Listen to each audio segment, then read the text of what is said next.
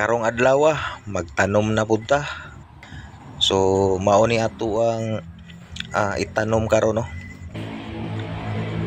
Dracena surculosa or inila sa pangalan na gold dust Dracena.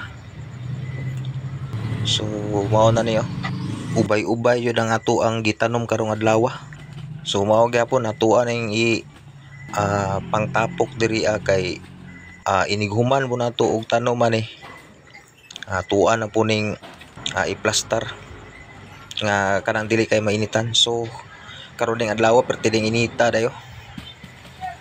So mao na ni hapit na jud ta mahuman.